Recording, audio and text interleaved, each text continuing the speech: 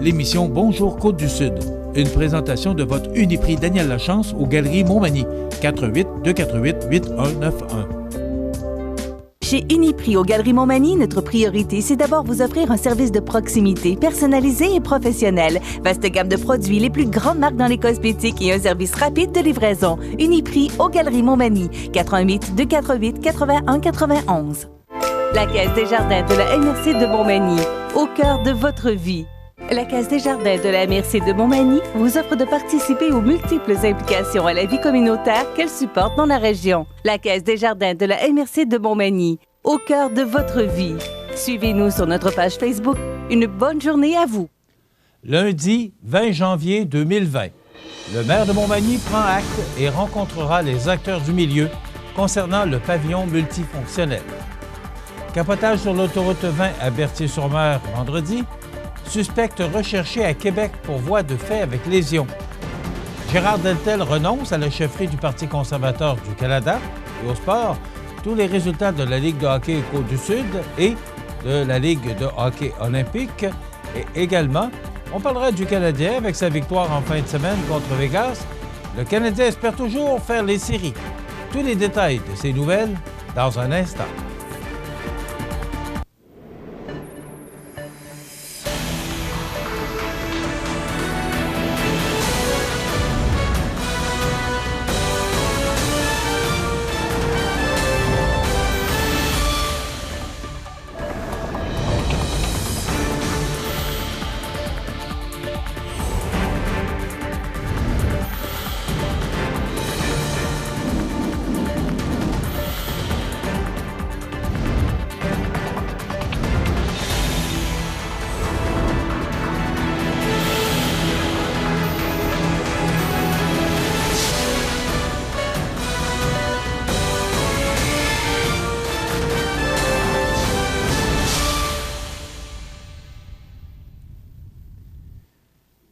Bonjour, mesdames et messieurs, et bonne semaine, bon lundi. Les membres du conseil municipal de la ville de Montmagny ont entendu et compris le mécontentement des uns et les inquiétudes des autres concernant le pavillon multifonctionnel. Ils ont donc décidé de prendre le temps de rencontrer les groupes ayant des interrogations, de leur expliquer le projet, d'écouter leur position et, selon le cas, de moduler des aspects du projet d'agrandissement et de conversion de l'actuel centre des migrations. Un pas important a d'ailleurs été franchi jeudi puisque le maire de Montmagny, Rémi Langevin, et le président de la Chambre de commerce, Frédéric Corriveau, se sont rencontrés pour discuter de façon constructive comment ils pourraient rétablir la communication entre les gens d'affaires et la ville afin d'assurer la prospérité de notre milieu. Je ne vous cacherai pas que j'ai trouvé les dernières semaines très difficiles en raison du débat qu'a suscité le projet de pavillon multifonctionnel, pièce maîtresse de Place des migrations. Comme je souhaite continuer à travailler avec les acteurs du milieu dans un climat sain, positif et constructif, je crois qu'il est sage de se donner un peu de temps pour s'asseoir ensemble, s'écouter, souhaiter obtenir des réponses à nos demandes de subventions et trouver des solutions afin qu'ultimement, chacun y trouve son compte. La Ville ne souhaite pas concurrencer ses entrepreneurs, ses restaurateurs ou ses hôteliers. Elle souhaite bonifier les services requis pour la communauté, de confier le maire de Montmagny, M. Langevin. Ce dernier rappelle d'ailleurs qu'il est le premier à vouloir attirer de nouveaux résidents à Montmagny pour dynamiser le milieu, donner un coup de pouce aux entreprises dans leur recrutement de main-d'œuvre et faire rouler l'économie. Il croit toutefois que c'est l'addition de plusieurs initiatives qui fera la différence. À l'heure actuelle, une vingtaine de dossiers susceptibles d'améliorer la qualité de vie des Magny-Montois se travaillent simultanément par l'administration municipale. Que ce soit le développement de quartiers résidentiels, la construction de logements pour personnes âgées, l'aménagement d'une piste de pump track, ou plutôt pump track, au parc Saint-Nicolas, le prolongement de la conduite de gaz naturel de Saint-Henri jusqu'à Montmagny, l'ajout de 40 places avec garde atypique au centre de la petite enfance Enfant Bonheur, ou le projet de complexe sportif, pour ne nommer que ceux-là. Voilà tous des projets attractifs qui viennent combler les besoins d'une strate de la population. Et le rôle d'une ville est de répondre aux besoins de l'ensemble de ses citoyens, a conclu le maire Langevin. Vers 8h20 vendredi matin, un homme a perdu, pour une raison qu'on ignore encore, le contrôle de sa voiture sur l'autoroute 20 Ouest à la hauteur de Berthier-sur-Mer. Selon les premières informations recueillies sur place par CMA-TV Nouvelles, ce dernier aurait ainsi exécuté un capotage avant que sa voiture s'immobilise en sens inverse dans les arbres limitrophes au fossé à droite de l'autoroute. Heureusement, celui-ci s'en sort pratiquement indemne. Ce sont des employés du ministère des Transports du Québec et ceux de la municipalité de Berthier-sur-Mer, ainsi qu'un camionneur qui sont venus aider l'homme en question. Le service de police de la Ville de Québec, SPVQ, sollicite l'aide de la population et des médias afin de localiser une femme suspectée d'avoir commis des voies de fait avec lésion durant la nuit du 10 novembre 2019 dans un restaurant situé au 580 rue Grande-Allée-Est. La victime n'était pas connue de la suspecte et elle aurait subi des lésions au visage lors de l'agression. Description de la suspecte: femme dans la vingtaine, 5 pieds 6, 1,82 m, 160 livres, 73 kg, cheveux longs, noirs, les yeux noirs, portait une longue robe verte, portait une veste noire. Si aperçu, veuillez communiquer avec le 911 pour une intervention immédiate. Pour transmettre une information qui sera traitée de façon confidentielle, composez le 418-641-AGIR ou le 418-641-2447. Et pour les gens de l'extérieur de la Ville de Québec, le 1-888-641-2447 ou AGIR sans frais. Le dossier en référence est le Québec 19 10 11 053. Gérard Deltel ne se lancera pas dans la course à la succession d'Andrew Scheer à la tête du Parti conservateur du Canada. On en parle dans 30 secondes.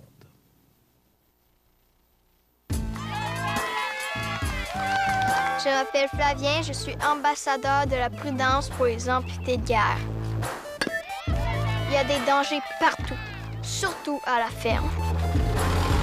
Moi, je suis allé jouer trop près d'un gros vacillateur et j'ai perdu mon bras gauche. Avec la prudence, il n'y a pas d'accident. Faites en sorte que ça ne vous arrive pas. Jouez prudemment.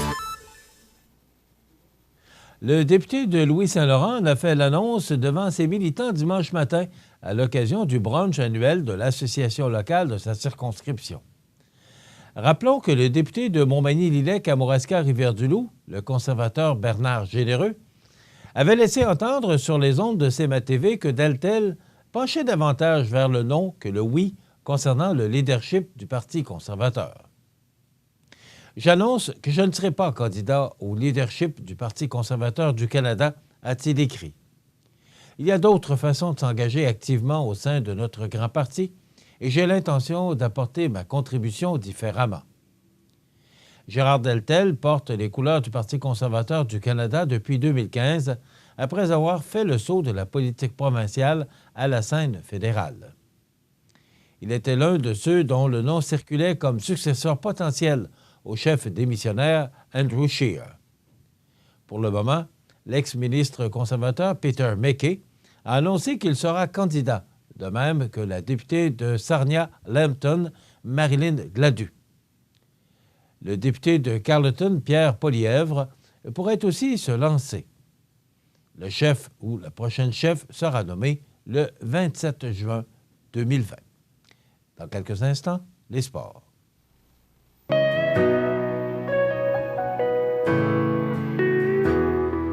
Le soleil a brillé et la nuit s'est effacée. Je reviens pour rester, reprendre le temps qui a passé.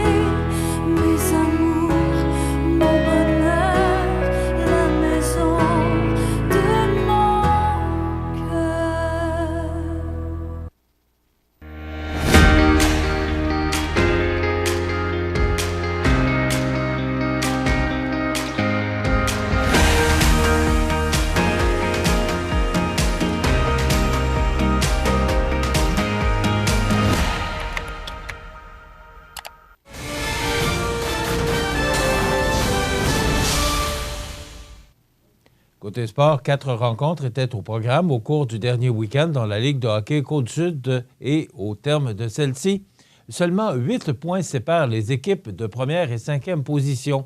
Saint-Damien ayant 22 points contre 14 pour les Éperviers qui ferment la marche, mais pourraient toujours grimper au classement. 3 rencontres étaient au programme le vendredi 17 janvier et en levée de rideau au centre Castel de Sainte-Marie, le Family Prix de Saint-Joseph a vaincu le Giovannina de Sainte-Marie par la marque de 5-1.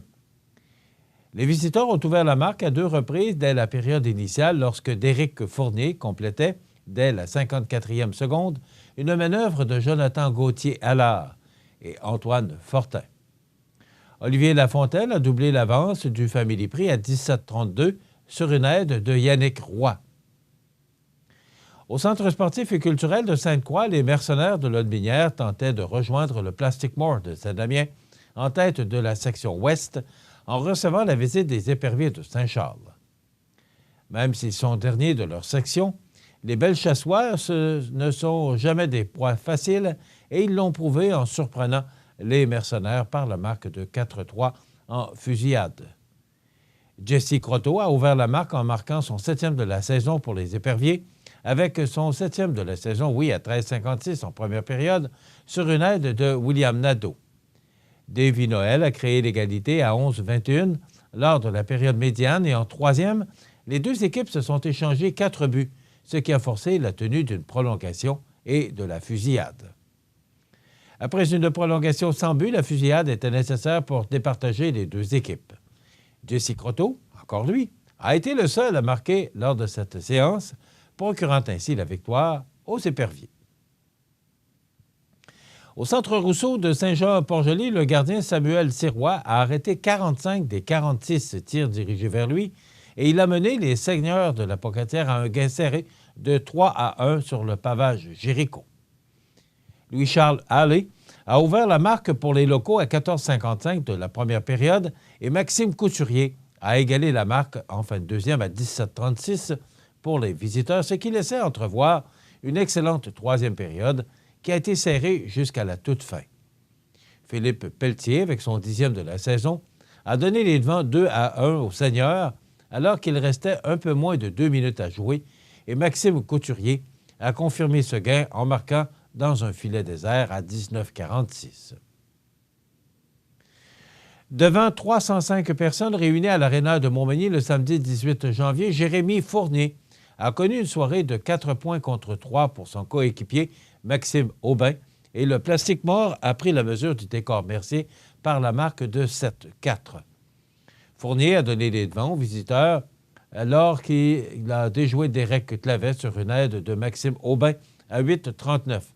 Mais Jean-Daniel Gauthier a inscrit son 21e de la saison à 18 minutes 1, permettant ainsi à son équipe de retraiter au vestiaire avec une égalité de 1-1. Aucun changement n'est survenu dans le classement de la section Est, si ce n'est que les Seigneurs de la Pocatière se retrouvent à seulement 1 point de la 2e place occupée par le décor Mercier de Montmagny. Les 2 équipes ont respectivement 18 et 19 points contre 26 pour 3 Pistoles, qui est toujours en tête. Dans la division Ouest, Saint-Damien conserve le premier rang avec 22 points en 17 parties, un de mieux que les Mercenaires de Lotbinière qui ont un match en main. Avec sa victoire, Saint-Joseph accroît son avance au 3e rang avec 19 points en 18 parties, 3 de mieux que Sainte-Marie qui a disputé 19 matchs jusqu'ici. Saint-Charles suit avec 14 points en 16 matchs. Avec 3 points et 2 buts respectivement ce week-end, Louis-David Bourgault et Jean-Daniel Gauthier du décor Mercier occupent seuls les 2 premiers rangs des pointeurs avec 32 et 31 points respectivement. Samuel Landry de Sainte-Marie et Charles Dulac-Simard du Plastic Mort en ont 23 chacun. Les 3 étoiles de la semaine, première étoile décernée à Jérémy Fournier du Plastic Mort de Saint-Damien avec 2 buts et 2 aides. La 2e étoile, Jesse Croteau, épervier de Saint-Charles, 2 buts. Et la 3e étoile est allée à Samuel Sirois, des Seigneurs de la Pocatière, avec 45 arrêts, 1 but accordé. Prochain match, 7 rencontres seront à l'affiche le week-end prochain. Dans la Ligue de hockey Côte-du-Sud, vendredi 24 janvier, 3 Pistoles est à la Pocatière à 21h. Lotbinière à Saint-Charles à 21 h et Saint-Pascal joue à Saint-Jean-Port-Joli à 21 h. Samedi, le 25 janvier, Montmagny sera à Saint-Pascal à 19h30, Saint-Jean-Port-Joli à Trois-Pistoles également à 19h30. Dimanche 26 janvier, Lotbinière visitera Montmagny à 14 h. C'est la reprise du match annulé le 7 décembre et Saint-Charles jouera à Sainte-Marie à 15 h. La course aux séries se poursuivait ce dimanche dans la Ligue de hockey olympique. En effet, après les 2 matchs de la fin de semaine, il restera 4 parties par équipe d'ici la série ou les séries et pour l'instant, tout est encore possible. Lors de la première partie, le Physio Optimum visitait au Kipna Audrey-Ouellette. Après avoir pris les devants 4-2 après 2 périodes, les hommes de Physio Optimum croyaient repartir avec la victoire. Cependant, au Kipna Audrey-Ouellette n'avaient pas dit leur dernier mot, marquant 2 buts rapides à moins de 4 minutes de la 3e période, donnant une partie nulle avec un résultat de 4-4. Pour la deuxième rencontre de la soirée, le groupe MG recevait Pétrole Montmagny. La partie était serrée car même si le groupe MG menait après 2 périodes, les hommes d'Adrien Boutin n'ont pas lâché jusqu'à la toute fin. Pétrole Montmagny s'est quand même incliné par la marque de 2-1. Les marqueurs pour le groupe MG sont Maxime Jean et David Godreau. Pour le Pétrole Montmagny, Luc Couture fut l'auteur du seul but de son équipe. Avec 2 buts et 1 passe, Steven Chouinard de Physio Optimum se mérite le joueur de la semaine. Reste au bar chez Agar. Prochain match, dimanche 26 janvier, dès 16h30, alors que le Physio Optimum visitera le Pétrole Montmagny. Et à 18h, le groupe MG recevra le Naïgéva. Du côté du Canadien, maintenant, Max Domi a trouvé une bonne formulation pour décrire l'immense défi qui attendra le Canadien au retour de la pause du match des Étoiles. À notre retour, nous devrons partir à la chasse, a dit le numéro 13. Il faudra gagner beaucoup de matchs et devancer plusieurs équipes. Dans le contexte du Canadien, on parle d'une chasse au gros gibier. Sur le plan mathématique, la bande de Claude Julien a encore des chances de participer aux séries. Mais ça tiendrait du miracle. Selon le site Sports Club Stat, qui calcule les probabilités d'atteindre les séries, le tricolore a 2,8 % de chance d'atteindre son objectif. Le site Hockey Reference offre un chiffre un peu plus généreux, 5,6 %. C'est pas beaucoup plus. Dans les 2 cas, le CH ratera le rendez-vous printanier à près de 95 %. À l'intérieur du vestiaire, les Thomas Tatar, Carey Price, Ilya Kovalchuk et autres joueurs ont l'intention de défier la logique. Après une deuxième série de 8 revers d'affilée cette saison, le Canadien a réveillé un soupçon d'espoir en remportant 4 de ses 5 derniers matchs. Au cours de la récente semaine, c'était 3 victoires en 4 matchs. Il y a l'exemple des Blues qui sert à raviver la flamme. Mais dans un monde plus réaliste, il faut comprendre que cette histoire ne s'écrira pas de nouveau de sitôt. Le tricolore a amassé 8 points sur une possibilité de 10 à ses 5 derniers matchs, mais cette poussée intéressante ne s'est pas traduite par un bond important au classement général dans l'Association de l'Est. En date du 19 janvier, les Glorieux, on les appelle encore comme ça, occupent le 12e rang avec 51 points en 50 matchs. Le 10 janvier, soit avant la série de 4 victoires en 5 matchs, l'équipe se retrouvait au 13e rang. Ce minuscule gain illustre la difficulté à grimper au classement. Pour ajouter au défi, le Canadien est aussi la formation qui a joué le plus de matchs cette saison dans l'Association de l'Est. Les Rangers de New York, qui sont au 13e rang, ont 4 rencontres en main, mais un seul point de moins au classement.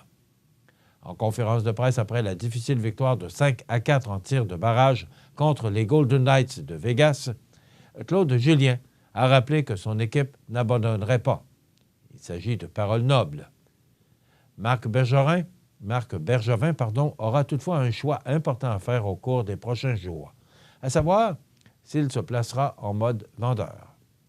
Malgré les récents succès, il s'agit toujours de la meilleure option. Voilà ce qui complète notre bulletin d'actualité pour aujourd'hui. Si vous avez des nouvelles à nous transmettre, vous pouvez le faire en communiquant avec notre salle des nouvelles au 418-241-1313, poste 226.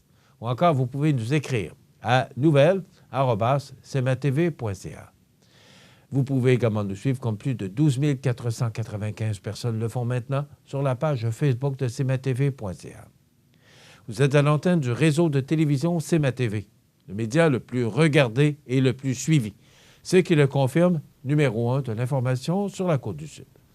Voilà, c'est tout pour l'instant. Dans quelques minutes, les prévisions de la météo et l'état des routes.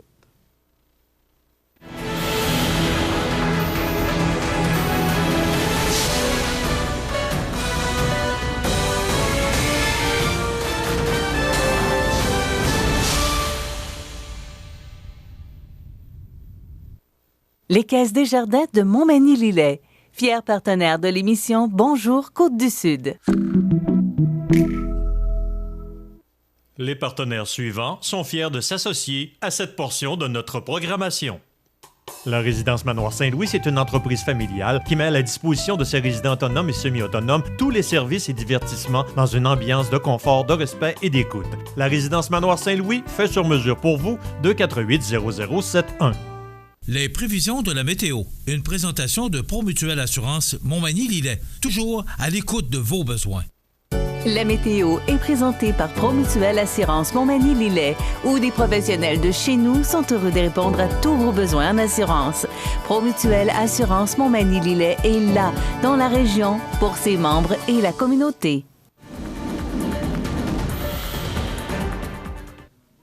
Alors, fin de semaine froide, frette même. Je pense que vous me permettrez d'utiliser ce terme qui n'est pas français, mais pas du tout.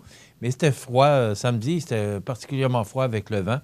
Hier, c'était pas beaucoup mieux. En plus de la neige, la poudrerie, je ne sais pas si vous avez remarqué, mais en milieu d'après-midi, là, c'était vraiment pas beau. La visibilité était considérablement réduite. Donc, tout ça est derrière nous. Maintenant, le temps froid persiste, mais pour le début de la semaine. Après ça, ça devrait s'adoucir considérablement. Regarde en détail d'abord cette image radar qui nous donne un ciel passablement dégagé avec du soleil, mais c'est quand même assez froid.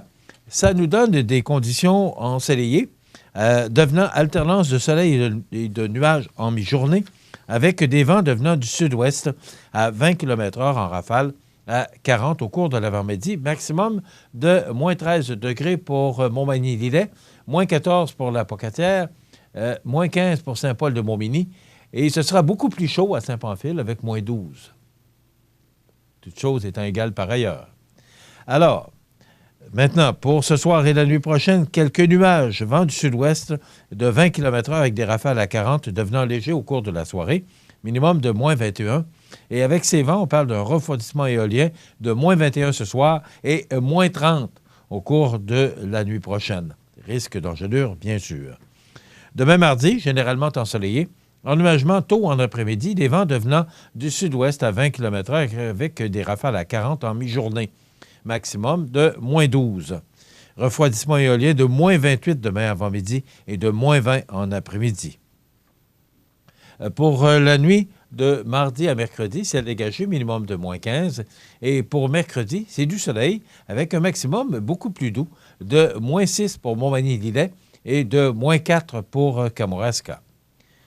Pour la nuit de mercredi à jeudi, passage nuageux, minimum de moins 6. Et pour jeudi, alternance de soleil et de nuages avec un maximum très confortable de moins 3 degrés. Je pense que tout le monde appréciera cette température plus douce avec le froid qu'on vient de connaître ou qu'on connaît actuellement. Pour la nuit de jeudi à vendredi, passage nuageux, minimum de moins 7. Et pour vendredi, alternance de soleil et de nuages, le temps doux qui se poursuit avec un maximum de moins 2 degrés. Pour la nuit de vendredi à samedi, passage nuageux, maximum ou minimum très doux de moins 6. Et pour samedi, alternance de soleil et de nuages avec des températures douces à moins 4 degrés. Pour la nuit de samedi à dimanche, nuageux, 60 de probabilité d'averse de neige, minimum de moins 8. Et pour dimanche, nuageux, 60 de probabilité d'averse de neige et un maximum de moins 5 degrés. Donc, ça demeure froid là, pour lundi et mardi. Et à compter de mercredi, les températures qui s'adouciront quand même passablement. Les normales de saison à ce temps-ci de l'année sont de moins 8 le jour, moins 19 la nuit. Le soleil s'est levé à 7h20 ce matin et se couchera à 16h26. On s'aperçoit que les journées commencent vraiment à rallonger. La température la plus élevée enregistrée en 2018 avec 2,8 degrés et la plus froide en 2019 avec moins 22 degrés. Hier, on a reçu 3,3 cm de neige. On a enregistré un maximum de moins 11 degrés. C'était froid avec le vent. Et un minimum au cours de la nuit dernière de moins 18,3 degrés. La pression barométrique est actuellement à 101,8 kPa. La tendance est à la hausse. L'humidité est à 77 %. Les vents soufflent actuellement de direction est-sud-est à 12 km/h.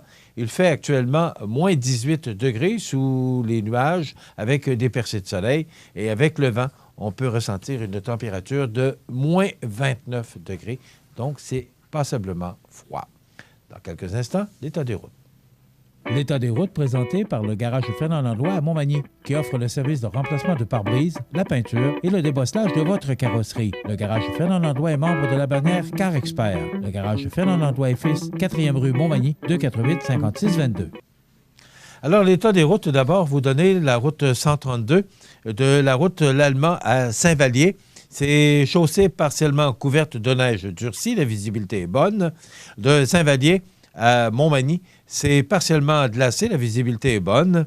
De la jonction des routes 132 et 283 jusqu'à Lillet, c'est chaussée partiellement glacée.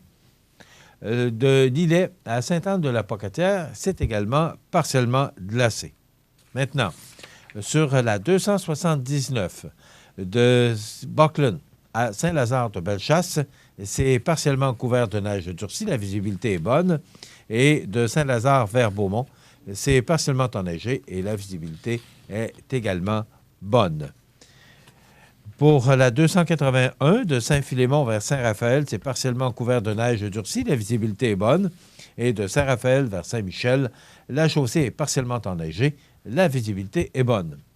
La 283 de Saint-Just vers Saint-Paul, c'est enneigé. La visibilité est bonne. Et de Saint-Paul vers Montmagny, c'est partiellement enneigé. La visibilité est également bonne. Et maintenant, la 204 qui mène de Saint-Camille vers Sainte-Lucie-de-Beauregard, la chaussée est enneigée, bonne visibilité. Sainte-Lucie vers Sainte-Perpétue, chaussée enneigée, bonne visibilité. Et on termine avec Sainte-Perpétue vers Saint-Jean-Port-Joli, chaussée enneigée, bonne visibilité. Donc, la prudence est de rigueur et vous remarquerez que l'autoroute 20 est sur pavage de Lévis vers la Pocatière, donc aucun problème pour utiliser l'autoroute. Voilà, ça complète l'état des routes. Et vous rappelez toujours, lorsque vous devez prendre le volant, de vous assurer que les conditions sont idéales. Vous comprendrez que cette émission est présentée en direct le matin et en rediffusion en soirée. Alors, il peut y avoir des changements au cours de la journée. Donc, toujours vérifier si vous devez vous déplacer afin de vous assurer que les routes sont pleinement praticables pour assurer vos déplacements en toute sécurité.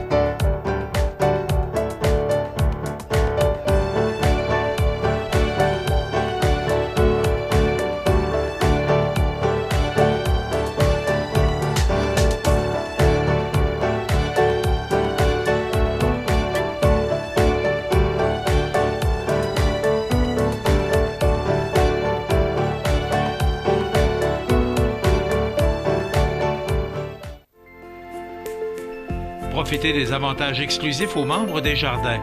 Visitez le www.desjardins.com pour les découvrir. Les caisses Desjardins de la région vous souhaitent bonne journée. Vous regardez le réseau de télévision C'est ma TV. Les anniversaires IGA vous sont présentés par votre magasin Coop IGA Extra de Montmagny, qui vous rappelle que bien manger, ça commence dans votre magasin Coop IGA Extra de Montmagny. Venez vivre la différence à votre magasin Coop IGA Extra de Montmagny. C'est aujourd'hui le 20 janvier 2020 et vous savez que ce soir à 20h20 minutes 20 secondes du 20 janvier 2020, ce sera un moment vraiment spécial qui ne reviendra jamais. Donc, le 20 janvier 2020 à 20h20 minutes 20 secondes, ce sera un moment mémorable. Si ça vous donne de le remarquer, je vous dis ça en passant. Aujourd'hui, le 20 janvier, c'est l'anniversaire à Mathis Gaudreault. Il a 7 ans, Mathis. Bon anniversaire, Mathis. C'est de la part de arrière-grand-maman Huguette. Donc, bon anniversaire, Mathis Gaudreault, 7 ans. Aujourd'hui, c'est l'anniversaire, c'est le gâteau au chocolat aujourd'hui. Mon arrière-petit-fils, il a 1 an, Félix No. Il est de Lac-Saint-Charles. C'est de la part de son arrière-grand-mère Claire, qu'il aime beaucoup. Donc, j'espère qu'il aura le plaisir d'avoir son beau gâteau au chocolat avec sa première chandelle. 1 an, c'est toujours plaisant à souligner le premier anniversaire de son petit bébé. Alors, Félix No, qui a 1 an aujourd'hui. C'est l'anniversaire aujourd'hui à Pauline Boulay de Montmagny. C'est de la part d'une grande amie Monique. Alors, bon anniversaire, Pauline Boulay. Aujourd'hui, le 20 janvier. Vous voulez souhaiter bonne fête aux gens que vous aimez, vos parents, vos amis? Bien, tout simplement. Vous nous téléphonez au 241-1313, poste 229, en tout temps, 24 heures par jour, 7 jours par semaine, parce que c'est une boîte vocale et aussi, vous pouvez le faire longtemps à l'avance pour être certain de ne pas l'oublier et de souligner l'anniversaire des gens que vous aimez, vos parents, vos amis. Aujourd'hui, c'est l'anniversaire à Edwin Aldrin, astronaute américain, le deuxième homme à avoir marché sur la Lune, mission Apollo 11, en 1969. Il a 90 ans aujourd'hui, M. Aldrin. Michel Goyette, comédien québécois, 47 ans. David Lynch, réalisateur, L'Homme éléphant, il a 73 ans.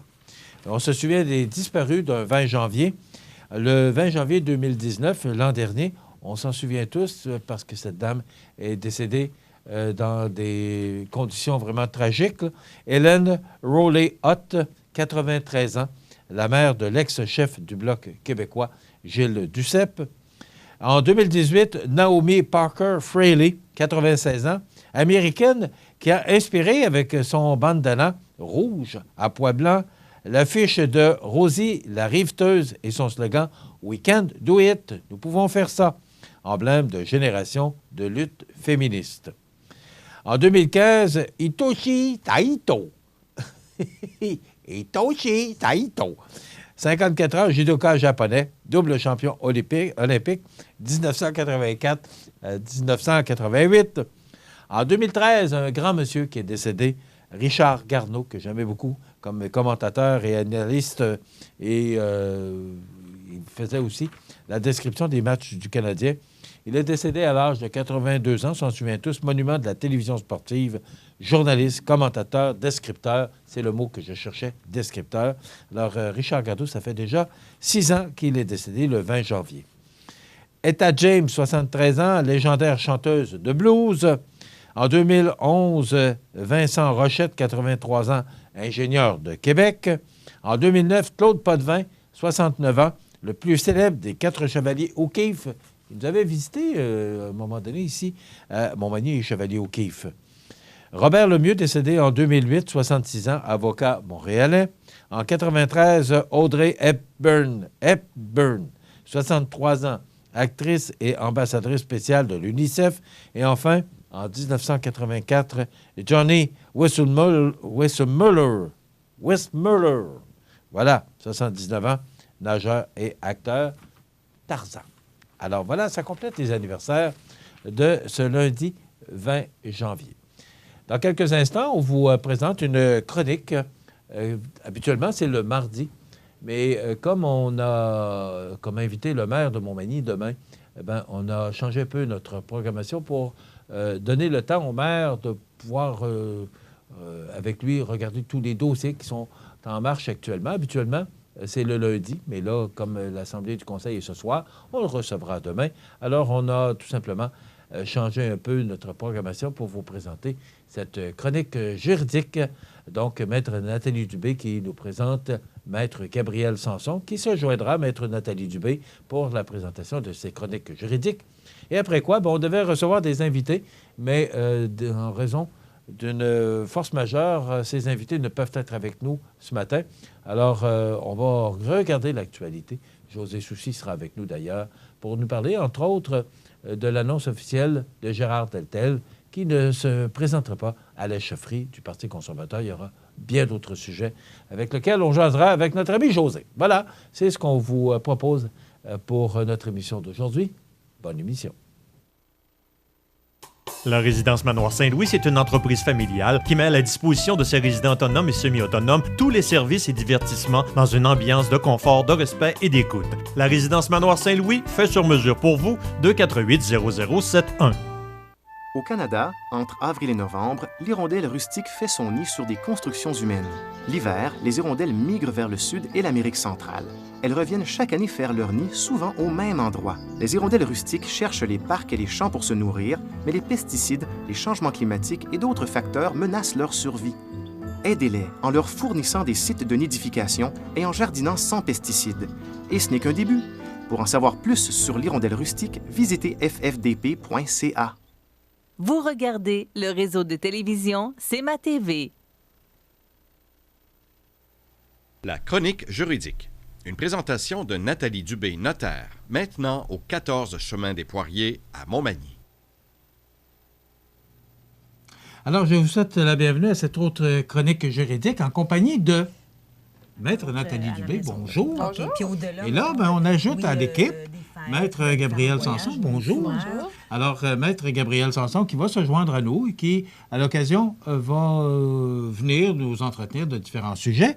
Alors, vous êtes là, Maître Dubé, d'abord, pour nous faire la présentation de l'équipe des services juridiques parce que maintenant, on a ajouté, on en a parlé depuis ça fait depuis le printemps, oui? Oui, janvier l'an dernier. Hein? Ça fait déjà un an? Oui, ça fait déjà un an. Donc, mon équipe a joint Mallette. Donc, nous sommes maintenant Mallette Services juridiques. Je voulais me démontrer que je ne suis pas toute seule dans l'équipe, loin de là. Puis là, on n'a pas apporté toute l'équipe avec nous, mais je voulais présenter justement c'était quoi Mallette Services juridiques. Et Maître Sanson, qui était avec nous depuis quelques mois, a un volet de pratique que je vais un petit peu délaisser. Vu qu'elle elle poursuit son expertise dans ce volet-là, elle va vous entretenir de ça tout à l'heure. Donc, je voulais venir faire la présentation de l'équipe aujourd'hui, en ce début d'année. Donc, bonjour et bienvenue, Maître Sanson. Merci. On va justement parler de vous un petit peu parce que, vous êtes notaire, vous êtes toute jeune et là, vous vous joignez à une grande équipe. Ça fait quoi? On se sent comment? C'était une belle opportunité, en fait. Là, Mallette, les services juridiques, c'est une très belle entreprise. C'est vraiment... on est en mesure d'offrir une belle gamme de services aussi chez Mallette. Donc, c'est une belle opportunité de carrière. OK. Et est-ce qu'on peut parler de spécialité ou pour les notaires aussi? Oui. Alors, quelle serait votre spécialité ou quelle est-elle? En fait, c'est sûr que comme la majorité des notaires, là, la plupart des notaires font, dans le fond, ce qu'on peut dire un peu du standard, là, ce que tous les notaires font comme testament, mandat, de l'immobilier aussi. Mais effectivement, quand on a la possibilité, on se spécialise dans certains domaines. Donc, dans le fond, moi, c'est sûr que je touche beaucoup tout ce qui est droit de la personne et des successions. Oui, les règlements de succession, ça peut être très vaste. Là. Il y a plusieurs choses qu'on peut faire et à plusieurs niveaux, on peut aider les gens aussi dans les règlements de succession. Et quand on parle de droit de la personne, dans le fond, tout ce qui a rapport à l'inaptitude, par exemple, les homologations de mandat en cas d'inaptitude, les ouvertures de régime de protection. Donc, on en a parlé, on n'en parlera jamais assez. Exact. Hein? Souvent, les gens ne sont pas encore tant informés de ce qu'ils peuvent faire. Donc, si jamais on a une personne qu'on connaît qui n'est plus en mesure d'administrer ses biens, de prendre des décisions pour elle-même, donc cette personne-là a besoin d'être représentée par quelqu'un, c'est là qu'on peut faire justement des procédures là, pour qu'il y ait un représentant légal légal qui soit nommé. Donc, j'ai ces procédures-là que je fais et tout ce qu'on appelle aussi les procédures non contentieuses. Les gens, des fois, ne savent pas que les notaires font des procédures à la cour, donc au tribunal. Tout ce qui est des procédures où il n'y a pas de litige, que ce soit pour nommer un liquidateur dans une succession où c'est pas possible d'avoir un liquidateur qui soit nommé. Par exemple, si les héritiers, c'est des enfants mineurs, on n'a pas de nomination de liquidateur qui a été fait auparavant, on peut faire certaines demandes à la cour. Si jamais on doit avoir l'autorisation de vendre un immeuble à une personne majeure mais qui est inapte, ou encore là, un enfant mineur qui aura un immeuble à son nom. C'est des procédures qu'on peut faire. Faire la constitution d'un conseil de tutelle pour des enfants mineurs ou nommer des tuteurs pour des enfants mineurs. Donc, toutes les procédures qui touchent la vie des gens, dans lesquelles les gens ont besoin de protection aussi, c'est toutes des procédures que je fais. Donc, c'est un nouveau service qu'on offre chez Mallette. On en parle depuis un an. Je ne pensais pas que ça fait déjà... le temps passe vite. Ça fait déjà 12 mois qu'on offre maintenant les services juridiques chez Mallette et Maître Gabriel Sanson qui s'ajoute à l'équipe. C'est ça. Au départ, c'est sûr que les services juridiques, le bureau de notaire les offrait totalement aussi. C'est sûr qu'avec la venue de toute mon équipe chez Mallette, la structure devient un petit peu différente parce que, justement, j'assure la direction du service juridique de Montmagny. Je suis impliquée aussi dans les autres places d'affaires de Mallette et je me concentre beaucoup plus en droit corporatif et commercial. Donc, c'est certain que je vais toujours être là pour ma clientèle en droit de la personne et tout ça, mais je devais avoir quelqu'un avec moi qui puisse s'occuper à temps plein du genre de dossier en droit de la personne en succession.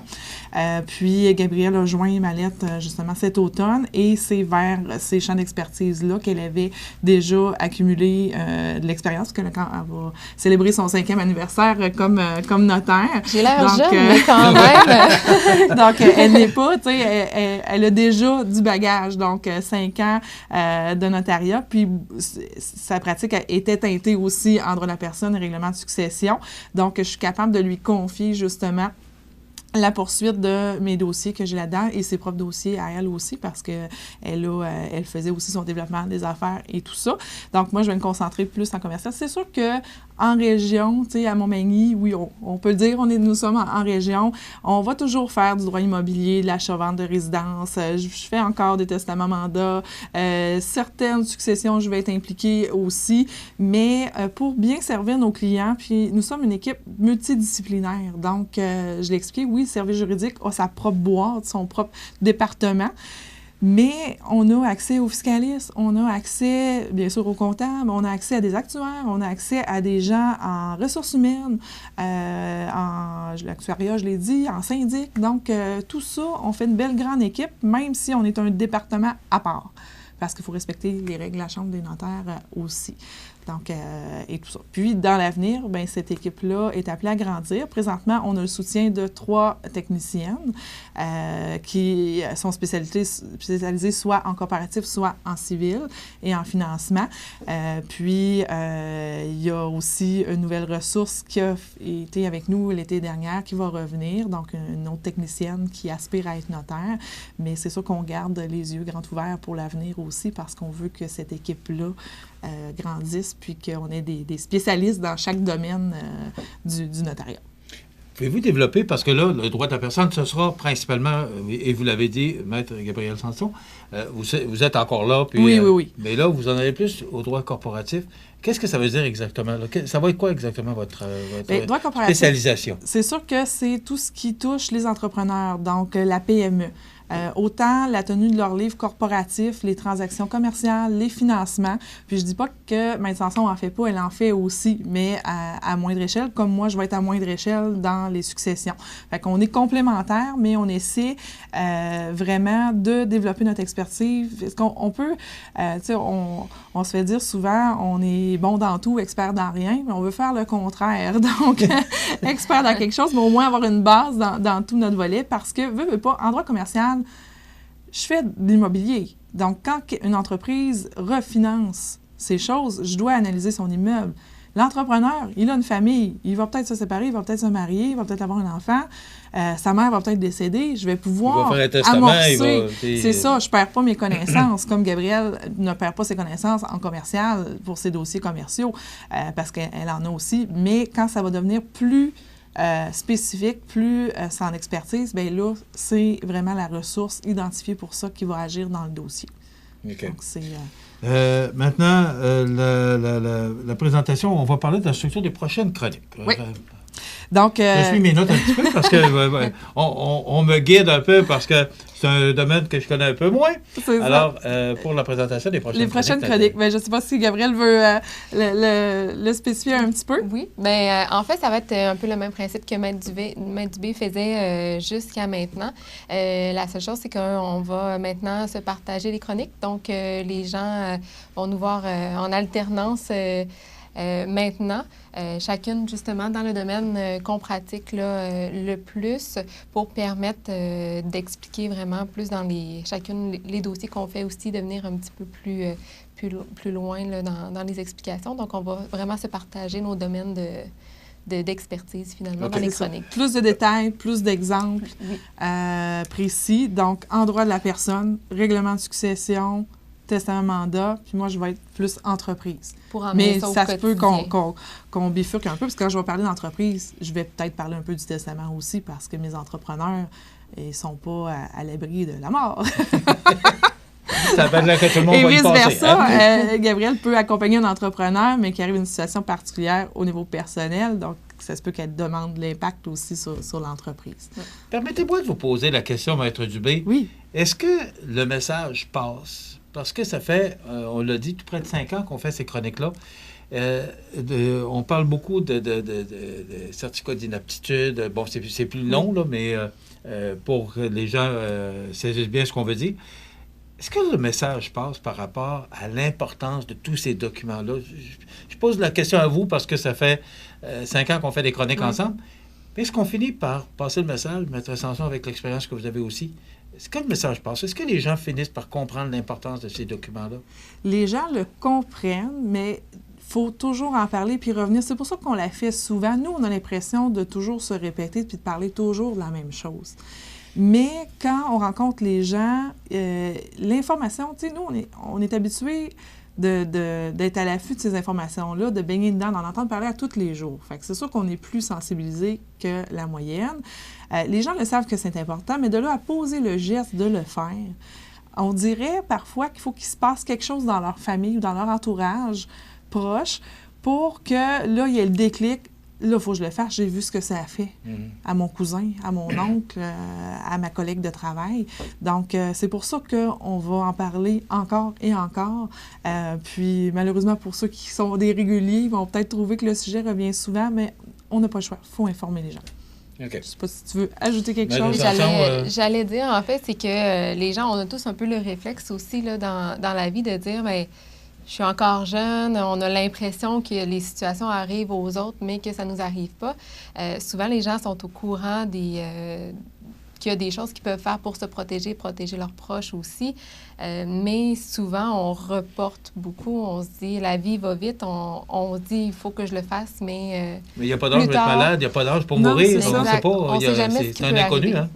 On sait ça. beaucoup de choses dans la vie, mais il y a des dates qu'on ne connaît pas. Alors, de là, l'importance que les documents doivent se faire encore de plus en plus jeunes, parce que, justement, pour éviter un paquet de problèmes. Parce que plus on est jeune, quand on est jeune, on s'imagine, bon, c'est pas grave, j'ai pas beaucoup d'actifs, mais on ne sait jamais. C'est ça, on en a déjà parlé. Nos enfants, mes enfants et les enfants de Gabrielle, qui sont, l'enfant de Gabrielle qui est plus jeune et tout ça, vont avoir des actifs beaucoup plus élevés que nous. T'sais, à l'âge, je prends ma fille à 13 ans, je connais son compte de banque. À 13 ans, je n'avais pas ce montant-là dans un compte à la caisse.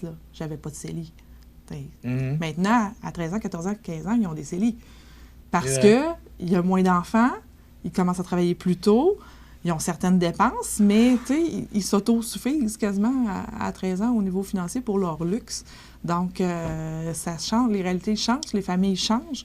Donc, puis, on veut aussi démystifier le coût, parce que souvent, c'est un frein à prendre rendez-vous et même de s'informer. Seulement s'informer du coût et de le budgéter. C'est pas parce que vous nous appelez pour nous demander combien ça coûte et à quoi je dois penser que vous êtes obligé de le faire la semaine d'après. Vous pouvez le budgéter, puis on peut offrir des solutions de paiement aussi. Donc, j'aime mieux ça que quelqu'un qui n'a pas de document puis qui peut arriver quelque chose. Parce qu'à ce moment-là, il n'y avait pas les moyens de... C'est ça. Puis c'est très accessible. On en a parlé déjà. On a parlé de tarifs. C'est très accessible. Vous pouvez vous informer, mais moi, je sais parce que... Il y a des moments, lorsqu'on achète notre première maison, on est bien conscient, on a passé par là. C'est beaucoup plus agréable aller magasiner les rideaux, faire la peinture et tout ça que penser à faire notre testament. Mais on en parle, on donne l'information, puis lorsque vous serez prêt, bien là, au moins, vous avez ce qu'il faut en main, puis vous avez le budget nécessaire de planifier pour le faire. OK. Maintenant, dernier point, présentation des opportunités de carrière chez Mallette Services juridiques. Vous en êtes 2 exemples. Oui. Parce que, Nathalie, Maître Dubé, vous êtes là avec Mallette depuis janvier, janvier 2019. Et Maître Sanson qui arrive avec le groupe depuis quelques mois là, déjà. Ça. Alors, il y a des belles opportunités de carrière chez Mallette maintenant, service juridique particulièrement. Oui, c'est certain. J'ai parlé tout à l'heure de multidisciplinarité. Il y a plusieurs places d'affaires, devenir des experts. Moi, j'avais déjà ma pratique. Maître Sanson a déjà sa pratique, fait qu'on n'arrivait pas avec une table de travail vide. Donc, c'est sûr qu'en 1 an de pratique chez Mallette Services juridiques, mon bassin de clients a augmenté, mes dossiers aussi. Donc, on est déjà à la recherche de nouvelles ressources, donc professionnelles. C'est sûr qu'avoir un notaire dans la région, attirer dans la région au niveau professionnel, on a les mêmes contraintes que les entreprises et tout ça. Fait que je m'étais dit, j'allais prendre l'occasion de la chronique pour le spécifier que oui, il y a des places pour des professionnels supplémentaires chez Mallette Services juridiques, autant au niveau du notariat qu'ailleurs, mais oui, notaire comme technicienne. Donc, il y a des emplois de disponibles. Elles sont affichées sur le site de Mallette. Donc, volet juridique. Puis, vous allez voir aussi, au courant de l'année, Mallette va, dans ses publicités, axer sur les services autres que comptables dans leur entreprise parce que j'ai des clients, des fois, qui reçoivent leur facturation puis ils disent, bien, j'ai pas fait affaire avec un comptable chez Mallette, mais c'est la facture du service juridique parce que c'est certain que l'image corporative, on a le mot Mallette sur nos factures, sur nos documents, mais c'est vraiment le département juridique. Donc, on veut faire connaître encore plus ce département-là et il y a de la place, puis on est une équipe bien dynamique, agréable. Est-ce qu'on subit la pénurie de main-d'œuvre aussi dans ce secteur d'activité-là?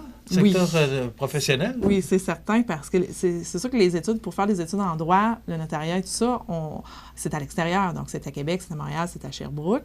Donc, ramener nos jeunes, parce que je suis moins jeune un peu maintenant, dans la région, puis leur faire valoir qu'une carrière en région, en juridique, est très stimulante, très diversifiée.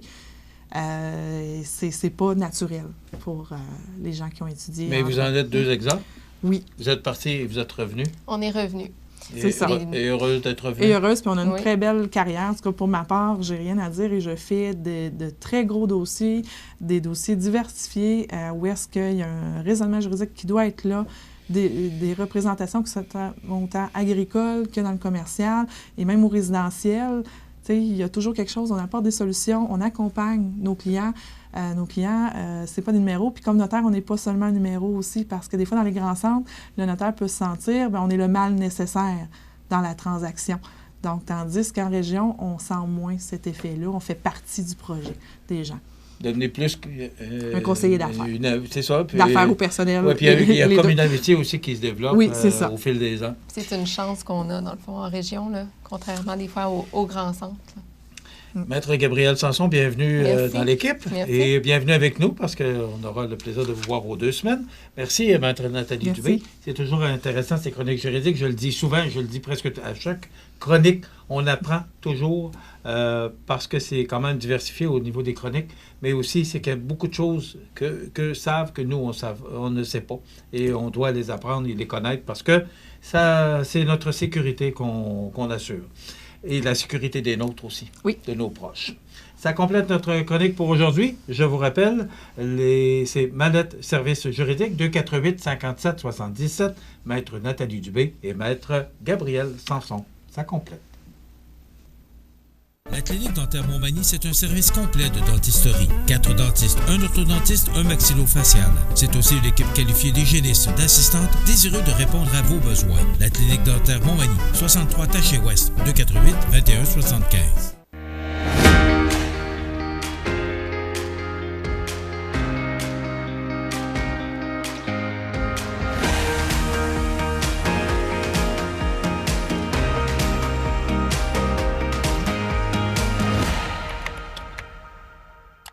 La nouvelle positive. Une présentation de La Pointe Auto, votre concessionnaire Chrysler, Dodge, Jeep, Ram à Montmagny. La Pointe Auto, c'est plus de 65 ans à votre service.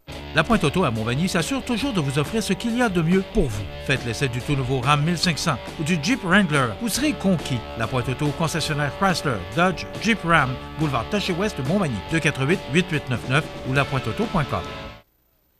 Alors, notre nouvelle positive aujourd'hui, c'est Coop IGA de Montmagny qui remet près de 11 000 $ en denrées alimentaires par l'entremise du comité de la famille.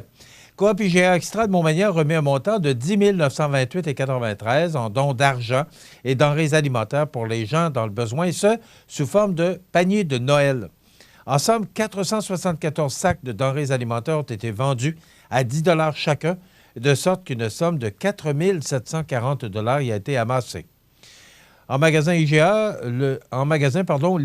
a recueilli 681,90 $ en denrées alimentaires.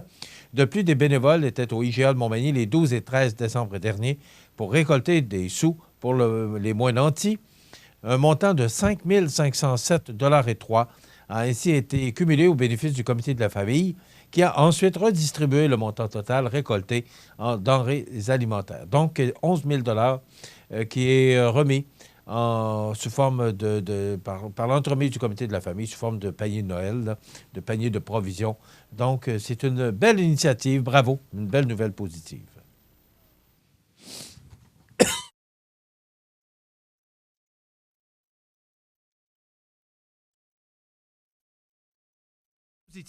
Une présentation de La Pointe Auto, votre concessionnaire Chrysler, Dodge, Jeep, Ram à Montmagny. La Pointe Auto, c'est plus de 65 ans à votre service.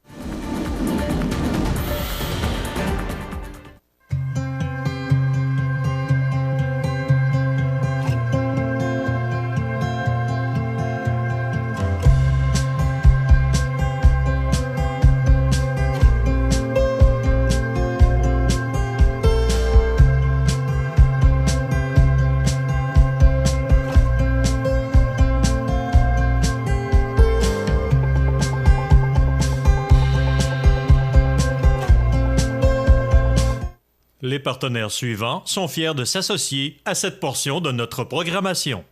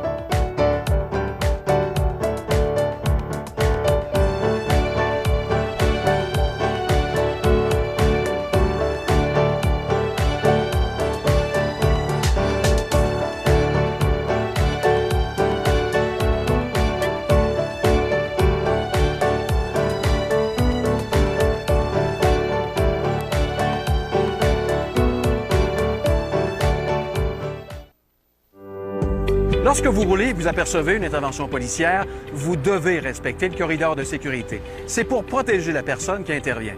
Sinon, vous risquez une amende entre 200 et 300 $ et 4 points d'inaptitude. Le corridor de sécurité, ça s'applique pour les véhicules d'urgence, de surveillance et de remorquage. Assurez-vous bien de respecter le corridor de sécurité.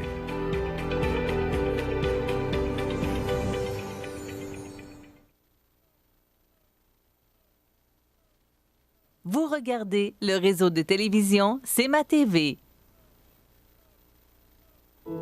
La résidence funéraire Boulanger vous propose une gamme complète de services personnalisés afin de répondre à tous vos besoins en matière de funérailles. Nous vous fournissons des installations et des services innovants qui répondent aux besoins en évolution des familles d'aujourd'hui. Nous prenons soin de tout afin que vous puissiez vous concentrer sur ce qui est le plus important, votre famille, vos amis et vous-même. Salon funéraire complètement rénové pour votre plus grand confort, grand stationnement, facilité d'accès. La résidence funéraire Boulanger, pour bien faire dans la dignité. Veuillez prendre note qu'aujourd'hui, il n'y a pas d'avis de décès. Vous regardez le réseau de télévision C'est ma TV. Lundi 20 janvier 2020, donc il y a beaucoup de choses dans l'actualité, beaucoup, et pas que des nouvelles réjouissantes, pas que des nouvelles positives. D'ailleurs, je n'en trouve pas beaucoup de nouvelles positives. Moi, je suis content. Je signais justement une personne la semaine passée qui c'était une belle initiative de C'est ma TV de présenter des nouvelles positives. Oui, puis je vous dirais que des fois, je les cherche, les nouvelles positives, parce que vous savez, moi, je trouve ça le fun qu'on puisse, à travers notre programmation, démarquer certaines nouvelles qui sont positives pour notre région.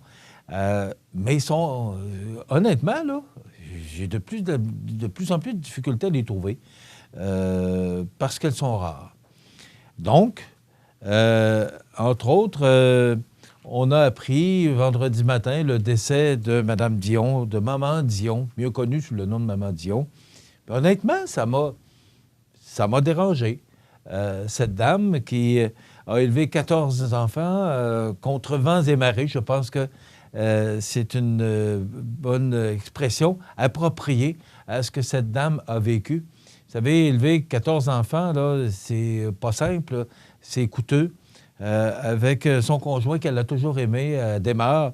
Donc, une vie comblée. Je pense que cette dame-là s'éteint avec une vie extrêmement bien remplie. C'est elle même, parce qu'on en a appris beaucoup sur cette dame. C'est elle qui a écrit la première, qui aurait écrit, je vais le dire au conditionnel, parce que peut-être, juste pour être certain là, que je trouve les bons mots, là, qui aurait écrit « Ce n'était qu'un rêve », la première chanson de Céline Dion. Et c'est elle qui a fait des démarches auprès de René Angélil, Lady Martin, pour que cette jeune fille, qui avait 12-13 ans, me semble, Céline Dion, à ce moment-là. Et vous vous souvenez, elle a passé à l'émission Michel Jasmin. Et là, on connaît la suite. Alors, c'est elle qui serait à la base de la carrière de sa plus jeune fille. Donc, 14 enfants, dont un qui est décédé là, il y a 3 ans, Daniel, et René Angélil qui est décédé. Je pense que ça fait 4 ans, parce que il me semble que Daniel est décédé quelques jours après René Angélil. Donc, c'est pas ça qui est important. Ce qui est important de retenir, c'est la vie que cette dame-là a remplie. Bravo. Je pense qu'on doit lui lever notre chapeau. Malheureusement, c'est toujours quand les gens sont décédés qu'on le fait. Il y a même une fondation, une maison qui a été la maison Adhémar Dion, qui a été levée. Elle a une fondation, la Fondation Maman Dion, qui vient en aide principalement aux jeunes qui vont à l'école. Donc, c'est surtout là, pour des articles scolaires. Alors, Mme Dion, qui peut maintenant reposer en paix parce qu'elle aura été une femme de tous les instants auprès de ses enfants, de son conjoint également. Donc, c'est une perte pour le Québec. On la disait un peu la maman de tous les Québécois. Alors, Maman Dion, et pas seulement pour la carrière de Céline. Je pense que ce qu'elle a fait, c'est sûr que ça a aidé qu'on connaisse mieux cette personne par rapport à sa fille qui connaît vraiment du succès. Mais quand même, elle s'est démarquée et on doit aujourd'hui lui lever notre chapeau. Et elle peut maintenant aller rejoindre son Adhémar. J'apprenais en fin de semaine qu'en pleine pénurie de main-d'œuvre, le Québec voit partir chaque année des milliers de travailleurs qualifiés en quête d'un meilleur salaire ou d'une meilleure qualité de vie. Et ce, sans que le gouvernement agisse pour les retenir. Vous savez, ça coûte cher éduquer ou amener nos gens ou nos étudiants à terme, que ce soit médecin ou peu importe la profession, là. Et à partir du moment où ils ont leur certificat, ils vont partir parce qu'ailleurs, on paie moins. Et là, ce qu'on entend ce matin, c'est que le gouvernement fait rien pour les retenir. Vous savez, dans le contexte de pénurie de main-d'œuvre qu'on voit actuellement, il me semble que la première chose qu'on devrait penser à faire, c'est de s'organiser pour que nos étudiants qui quittent l'école ou qui doivent quitter prochainement l'école, qu'on s'assure d'abord qu'ils aient du travail et deuxièmement, qu'ils aient des conditions, sinon peut-être pas plus que les autres provinces, mais au moins qu'on égalise ceux des autres provinces pour garder notre monde chez nous. On a déjà de sérieux problèmes avec cette pénurie de main-d'œuvre. Je pense qu'il faut faire des efforts nécessaires. Bien, justement, on parle d'efforts nécessaires. On dit que la suppléance a eu raison des enseignants. Des profs québécois filent vers le Canada anglais chaque année, refusant de se taper des années de suppléance avant d'obtenir un poste au Québec. Je ne sais pas, c'était dans le Journal de Québec de dimanche hier. Ça, j'ai un petit peu de misère à comprendre ça parce que, en tout cas, si je regarde ici, pour notre région, il y a de moins en moins d'enseignants et enseignantes. Donc, on cherche de plus en plus de monde. C'est pas... vous savez, on parle beaucoup d'emplois disponibles là, dans le secteur manufacturier et dans le commerce de détail. Mais maintenant, à la commission scolaire, on cherche des enseignants et enseignantes pour combler des postes parce qu'il y a des postes ouverts. Et je vous dirais que le métier d'enseignant, dans le temps, était un métier tellement convoité. Puis après, toutes les difficultés qu'on a connues dans le monde de l'enseignement, les étudiants ont décidé de prendre d'autres directions, ce qui fait qu'on a moins d'enseignants et enseignantes. Bien là, on vit une pénurie de main-d'œuvre. Et en plus, c'est que ces enseignants et enseignantes veulent aller travailler à l'extérieur du Québec, eux aussi, pour les mêmes raisons. Alors, puis je les comprends. À partir du moment où tu es toujours en suppléance, que tu n'es pas capable d'avoir un job à temps plein parce que tu ne sais jamais si tu vas renouveler parce que ils appellent ça des contrats. Je ne sais pas si c'est vraiment un contrat, là, mais ce sont de nouvelles ententes qu'on renouvelait à chaque année. Alors, imaginez qu'à chaque année, là, vous avez le stress de « est-ce qu'ils vont renouveler mon contrat cette année? » Alors, on ne peut pas les blâmer, sauf que ce serait le temps qu'on se réveille puis qu'on fasse le nécessaire. On vient de dire là, que le gouvernement ne fait rien pour les retenir. C'est du moins ce que le Journal de Québec nous apprend ce matin. Bien, dans la même section, on apprend que des enseignants et enseignantes qui en ont assez de la suppléance, bien, ils s'en vont à l'extérieur du Québec pour avoir des postes à temps plein. Et on perd du bon monde. Vous avez sûrement entendu parler de cette tragédie. Et je pense que le mot n'est pas encore assez fort de ce monsieur présumé accusé. Là, il ne l'est pas encore. Ce père de famille là, qui aurait, et que je vous le dis là, avec tout le conditionnel que ça demande, là, cette tragédie là, qui a coûté la vie à une mère de 6 enfants, là, le père n'est pas encore formellement accusé. Alors, c'est pas... l'enquête se poursuit, donc il n'y a pas d'accusation portée. Donc, on parle toujours de présumé, là. Mais 6 enfants qui, aujourd'hui, se retrouvent sans papa, sans maman. C'est une jeune madame de 33 ans. Donc, et on en entend de plus en plus de ces histoires. Et c'est tellement difficile, puis à chaque fois, c'est la même... On reçoit ça de la même façon. C'est des événements horribles, tristes. Ce sont des tragédies avec lesquelles on a de la misère à s'habituer à entendre. Et je trouve ça tellement triste pour les enfants, la famille proche, les parents de ces personnes qui subissent là, quelques jours après les fêtes. Alors, on va sûrement en apprendre davantage au cours des prochains jours. Pour l'instant, personne n'est encore accusé dans cette histoire. Mais ce qui est triste, c'est cette mère de 33 ans qui a perdu la vie et qui laisse 6 enfants. C'est extrêmement triste. Maintenant, ce qui est aussi, on apprend ce matin que le bas âge des décrocheurs inquiète. On apprend ce matin que près de la moitié des élèves qui abandonnent l'école ont 15 ans et moins au Québec. Mais voyons, ils font quoi? Qu'est-ce que tu veux faire à 15 ans et moins? Donc, c'est Daphné Dion vient et qui nous dit que c'est préoccupant. Il y a de sérieuses questions à se poser sur le type de suivi qu'on donne à ces jeunes-là, affirme Égide Royer, professeur à l'Université Laval et expert en matière de décrochage scolaire. Donc, effectivement, ça fait peur. Selon ces données provenant des 72 commissions scolaires, 4 474 jeunes de 15 ans et moins étaient absents du réseau scolaire québécois durant l'année scolaire 2017-2018, alors qu'ils y étaient l'année précédente, ce qui représente 47 de l'ensemble des décrocheurs au Québec. On le sait qu'il y a... Je pense qu'on travaille... Pas je pense, j'affirme. On travaille fort sur le décrochage scolaire, mais il y a encore beaucoup trop de jeunes qui décrochent. Et ces jeunes de 15 ans et moins font quoi? Vont où? Est-ce qu'on peut comprendre que ces gens-là vont aller travailler pour le reste de leur vie? De toute façon, on le sait aujourd'hui. Je regarde les offres d'emploi qu'on a ici de différentes entreprises. Là. Le minimum qu'on demande aujourd'hui, le minimum, c'est un secondaire 5.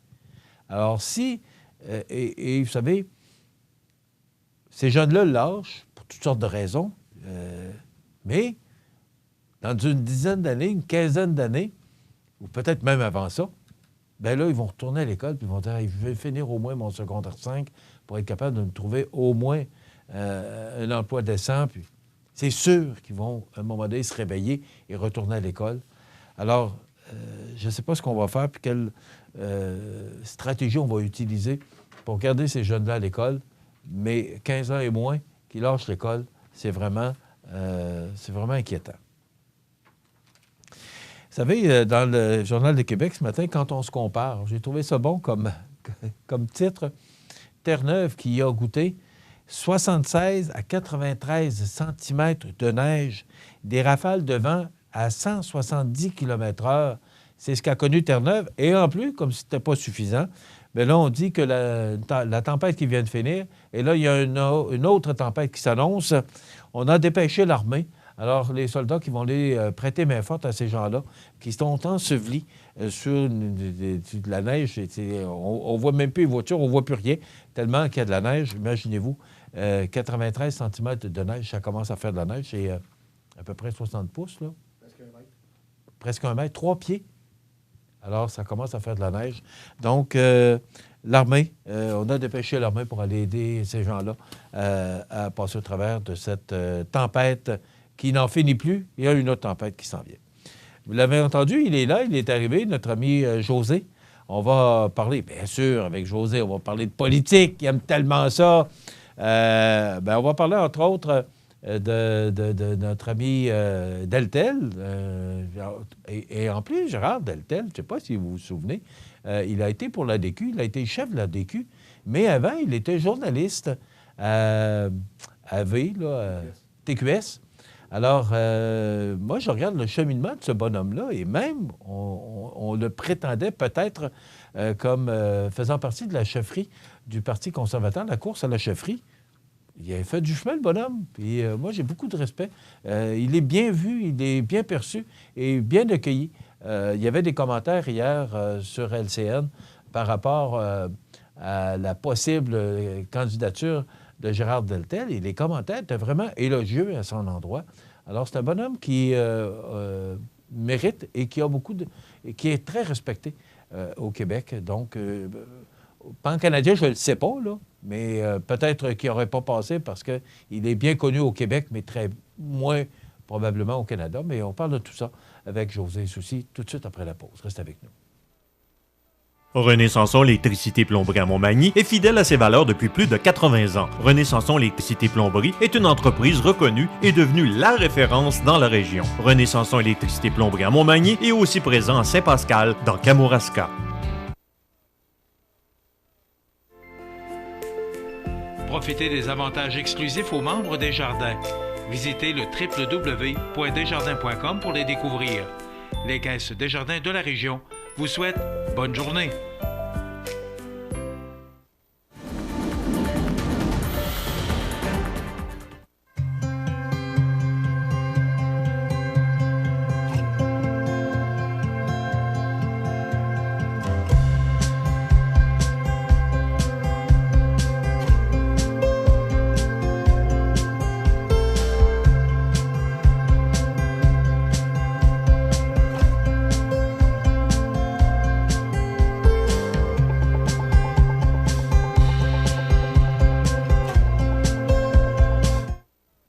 regardez le réseau de télévision C'est ma TV.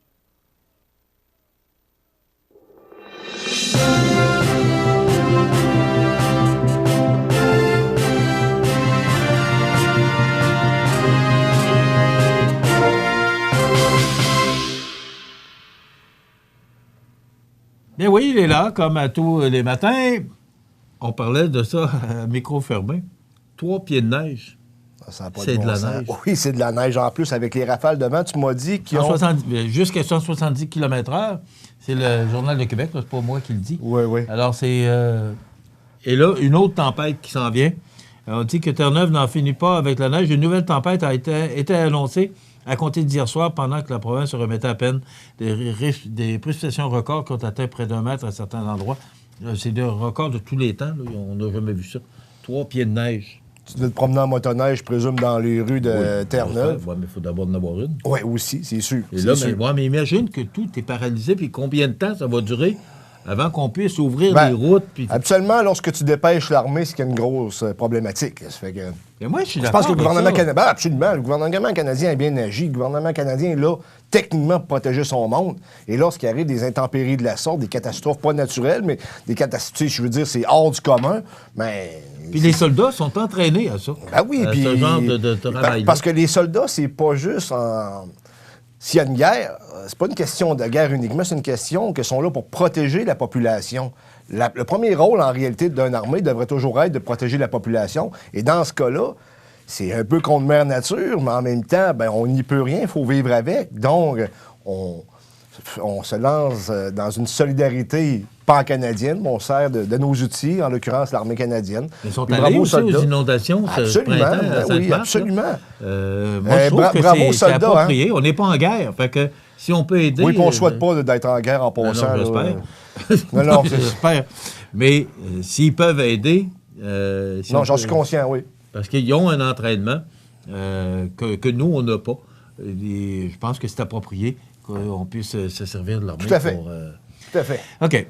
Maintenant, bon, hier, tu l'as mis dans le bulletin de nouvelles ce matin. Oui, absolument. Le maire de Montmagny, qui est un communiqué de presse qu'on a reçu samedi après-midi. Samedi après-midi, c'est quand même étrange qu'on ait reçu ça samedi en après-midi. Habituellement, tous les communiqués de la ville, on les reçoit la semaine parce que c'est là où les membres siègent, tout le monde travaille en d'autres termes. Mais là, le samedi après-midi, mais ce soir, il y a une assemblée du conseil. Là. Oui, absolument.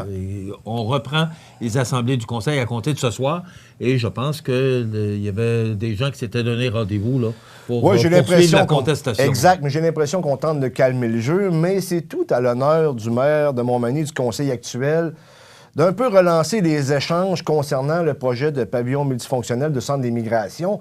Parce que même s'il aurait les coups des franges pour aller de l'avant parce que les tenants du nom, si on veut, n'ont pas réussi à avoir le nombre requis de signatures lors du registre. N'en demeure pas moins qu'il y a de la contestation encore. Et on sait, dans le Loi blanche, Yves Gendreau a fait une sortie où il y a un texte de Marie-Ève Picard. Marie-Ève Picard, c'est bon, excuse-moi, Marie-Ève, qui a l'effet que Yves aurait été tassé d'une séance. Puis bon. Fait que là, je pense que tout le monde doit se parler. On doit revenir à la table parce que présentement, la perception des gens de l'extérieur envers Montmagny n'est pas très bonne. Et j'ai vu quelques commentaires de gens qui étaient ici avant qui ne le sont plus et ils abondaient dans le même sens que c'est pas bon pour les affaires. Le climat actuel n'est pas bon. Je reviens à ce qui s'est passé cet été avec le tailgate, avec Samuel Blais. On était tous unis derrière notre vedette locale et on a fait le national. Je pense que... Corrige-moi si je me trompe, mais je pense qu'on a même passé à certains postes aux États-Unis, mais au moins au national ou au provincial, on a fait le tour avec Montmagny et on voyait M. Langevin avec un gilet de Samuel Blais à l'effigie des Blues de Saint-Louis, frapper avec une masse une voiture qui était à l'effigie des Blues de Boston. Puis finalement, on connaît le... Oui, puis le maire Langevin qui a porté pendant quelques semaines dans tous les événements. Les événements, parce qu'il voulait... il était fier de ça, puis on était tous... Oui, tout à fait. Mais là, avec le projet multifonctionnel, ben là, on a vu qu'on dirait que les vieilles chicanes, les vieilles rivalités sont ressorties, si on veut, dans la ville de Montmagny. Et là, M. La lune de miel t'a terminé. Exactement. Mais là, M. Corriveau, qui est le président de la Chambre de commerce de Montmagny, a rencontré le maire récemment. C'est déjà un bon pas dans la bonne direction, parce qu'on va se souvenir de ce que M. Corriveau avait dit. Il disait que M. Langevin n'était plus l'homme de la situation. Hein? Donc, je pense que tout ce beau monde-là... On loin un peu. Un peu, oui, je l'admets. Moi, je suis pas d'accord avec cette sortie-là. Moi, que la Chambre de commerce prenne... d'ailleurs, c'était son travail à faire, mais je trouve que peut-être qu'on a dépassé le mandat ou outrepassé le mandat de la Chambre de commerce. OK. Selon moi, c'est allé loin, et c'est là que ça... C'est là le danger que tout glisse, là, parce que j'ai dit que les gens soient contre ce projet-là, que les gens le démontrent. Moi, je vis bien avec ça. Puis comme média, je pense qu'on a fait du bon travail. On a eu les deux parties, puis on a, je pense, présenté exactement la situation. Oui, parce que ça aurait été facile de le glisser dans un camp ou dans l'autre, là, parce que c'est très émotif. On n'a pas voulu embarquer là-dedans. Non, mais en même temps, ce qu'il fallait... On est bien content aujourd'hui de ne pas l'avoir fait. Ce qu'il fallait faire, c'était de rapporter ce qui se disait. Exemple, M. Langevin disait quelque chose, il fallait le rapporter. Ensuite de ça, M. Gendreau avait quelque chose à dire, on le disait. Et M. Corriveau avait quelque chose à dire, bien également, on le disait. Mais là, M. Corriveau, même si tu es plus ou moins d'accord avec sa sortie, et c'est discutable, n'en demeure pas moins qu'il a quand même rencontré le maire, puis ils ont décidé de retravailler ensemble. Très content. Donc, il y a du positif là-dedans. Je pense que tout ce beau monde-là, comme j'ai dit précédemment, doivent travailler, tu sais, tasser un peu nos égos, parce que c'est pas facile. La politique, c'est un monde d'égos, au même titre que les médias en sont un. Moi, j'ai travaillé dans les bars, puis l'ego, c'est épouvantable comment il y en a là-bas, mon cher ami. Mais lorsqu'on travaille ensemble, je te fais un petit parallèle. Mettons, j'étais portier et quand je réussis à parler à la personne puis qu'il devienne mon ami au lieu qu'il devienne un ennemi parce que je le pognais, exemple, à prendre de la drogue ou peu importe, ces gens-là venaient par la suite puis ils me remerciaient. Puis on est devenu... J'ai des gens là, qui me détestaient au début, puis à la fin, je n'appellerais pas ça une carrière parce que j'ai pas vraiment aimé faire ça, là. Mais le temps que j'ai travaillé là-bas, ben, j'ai des gens à cette heure aujourd'hui que je revois. Ça veut dire qu'il faut commencer à quelque part. Oui, exact. Mais je voyais des gens par cette heure, comme un vendredi, j'étais à Rivière-du-Loup, il y a des gens qu'au début, on ne s'aimait pas du tout parce que moi, j'avais un travail à faire, puis lui, il avait sa vie à faire, puis ses expériences à vivre, puis à la fin, ben, en se parlant, ben, on est devenus des grands amis. Hein? Bon, je pense que Montmagny, présentement, je ne dis pas qu'il va mettre M. Langevin et M. Corriveau vont devenir des grands amis. On ne sait pas, peut-être que oui, mais en même temps, les deux ont mis leur ego de côté et se sont assis à la même table et ont discuté. Mais je pense qu'il faut apaiser la situation parce exact. Que la ville, le conseil municipal et les employés de la ville et les gens d'affaires, puis là, il y avait une confrontation entre les deux. Et c'est ça qu'il faut éteindre, c'est ça qu'il faut arrêter. Écoutez, c'est un projet, c'est pas... Et là, il y a des ouvertures, là. Oui, il y a des ouvertures pour amender le projet. Monsieur le maire, aujourd'hui, peut faire son projet parce qu'il n'y a pas eu le nombre de signatures. Donc, il y a eu 877 signatures sur 947. Il peut le faire, son projet. Mais moi, je trouve ça sage, de la part de M. Langevin, de dire, attendez un petit peu, on va regarder, on va s'asseoir avec tout le monde. Il l'a fait avec M. Corriveau. Et là, maintenant, ben, on va voir qu'est-ce qu'on peut faire, comment on peut faire pour réaliser, parce que je crois que ce projet-là, ils veulent le réaliser, mais ils vont le faire. Je parlais avec M. Généreux la semaine dernière en entrevue, qui disait que probablement que c'est la communication qui a manqué. Mais M. Généreux a raison là-dessus, je pense. Je pense que c'est ça qu'on veut rétablir, c'est la communication. Et je trouve ça sage de la part de M. le maire, de M. Corriveau. Et il faut arrêter, justement, de se servir des médias là, pour ça fait partie du travail en même temps, ça fait partie de la politique. Sauf que lorsque tu agis de la sorte par médias interposés et que tu cherches à faire valoir ton point, il risque, au bout de la ligne, il y a des blessures, puis il y a des égratignures, et de sorte que par la suite, c'est plus difficile de travailler ensemble. Il y a toujours un lendemain, tu sais. Oui, mais ce que faut rendre hommage un peu à M. Langevin ce matin, et je m'explique pourquoi. Pas parce que c'est... comment je te dirais ça? Parce que je suis à 100% derrière lui, c'est pas ça. C'est que M. Langevin, avant les fêtes, a décidé d'arrêter de parler de ça, de laisser retomber la poussière. Et je pense qu'il a bien fait. Par la suite, M. Corriveau également est en vacances, puis il a sa vie, il a sa business. Puis peut-être qu'après mieux réflexion, regarde, si on a la chance de se parler, peut-être trouver un terrain d'entente, c'est tout le monde qui va être gagnant au bout de la ligne. Mais si on continue à se battre et à s'affronter, ça sera pas bon parce que ce soit M. Corriveau, M. Langevin, que ce soit Marc Lorrain, qui est le nouveau directeur général de la ville. La Chambre. La Chambre, excuse-moi, désolé, de la Chambre. Tous ces gens-là veulent que Montmagny se développe. J'ai aucun doute à l'effet que ces trois individus-là veulent que la ville se développe. Sauf que si tout le monde tire la couverture de son bord, la couverture risque de déchirer. Donc, essayez de trouver un terrain d'entente. Je peux pas croire que trois gars intelligents comme ça sont pas en mesure de trouver un terrain d'entente. Moi, je le souhaite du moins.